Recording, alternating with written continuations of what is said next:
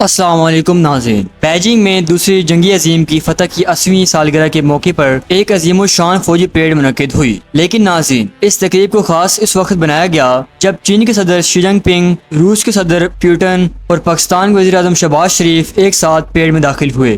یہ منظر عالمی میڈیا کی توجہ کا مرکز بن گیا۔ ناظرین، ایک طرف چین جو دنیا کی دوسری بڑی طاقت ہے، دوسری طرف روس جو طویل عرصے سے امریکہ کے مقابلے میں کھڑا ہے، اور تیسری طرف پاکستان جو خطے میں ایک اہم ملک ہے۔ ان تینوں کے رہنماؤں کا ایک ساتھ آنا کسی علامت سے کم نہیں۔ یہ صرف ایک تقریب میں شرکت نہیں بلکہ ایک سیاسی اور اسٹریٹجک پیغام تھا کہ ایشیائی طاقتیں اب زیادہ قریب آ رہی ہیں۔ لیکن ناظرین، یہاں سب سے ایک اہم بات یہ ہے کہ اس بڑے ایونٹ میں بھارتی وزیر اعظم کو دعوت ہی نہیں دی گئی۔ سوال یہ ہے کہ آخر بھارت کو کیوں نہیں بلایا گیا؟ تجزیہ کاروں کے مطابق اس کی بڑی وجوہات ہیں۔ پہلی وجہ، بھارت کے بڑھتے ہوئے تعلقات امریکہ اور مغربی ممالک کے ساتھ۔ چین یہ تاثر دینا چاہتا ہے کہ جو ممالک مغرب کے زیادہ قریب ہے وہ ایشیائی اتحاد کا حصہ نہیں۔ دوسری وجہ، حالیہ برسوں میں چین اور بھارت کے تعلقات کشیدہ ہیں، خصوصاً سرحدی جھڑپوں کے بعد۔ ایسے موقع پر چین کے لیے بھارت کو مدعو کرنا ممکن نہیں تھا۔ تیسری وجہ، بھارت کی پالیسی یہ رہی ہے کہ وہ کوآڈ اتحاد یعنی امریکہ، جاپان اور آسٹریلیا کے ساتھ مل کر چین کے اثر و رسوخ کو کم کرے۔ تو پھر چین کیوں چاہے گا کہ بھارت اس کے سب سے بڑے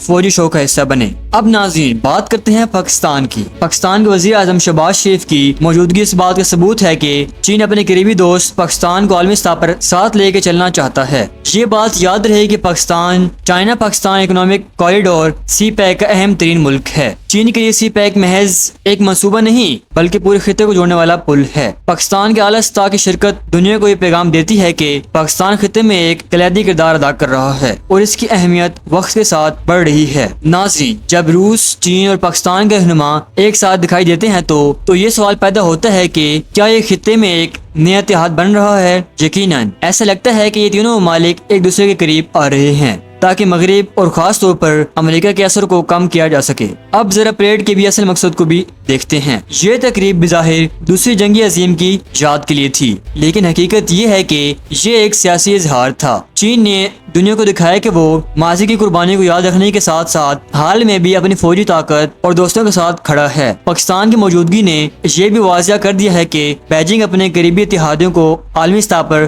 نمایاں کرنے کا خواہاں ہے، اور بھارت کو نہ بلانا یہ بتاتا ہے کہ خطے میں اب نیا توازن بن رہا ہے۔ ایک طرف چین، روس اور پاکستان کے قریبی تعاون، اور دوسری طرف بھارت کا جھکاؤ مغرب کی طرف۔ تو ناظرین، بیجنگ کی یہ پریڈ صرف فوجی طاقت کا مظاہرہ نہیں بلکہ ایک واضح پیغام ہے۔ چین اور روس اپنی شراکت داری کو مضبوط کر رہے ہیں، پاکستان اس اتحاد میں اپنی جگہ بنا رہا ہے، اور بھارت کو باہر رکھ کر چین نے یہ دکھایا کہ اب خطے میں نئی لکیریں کھینچ رہی ہیں۔ آپ دیکھ رہے ہیں اے بی نیوز اور میں ہوں آپ کا میزبان محمد اسلام۔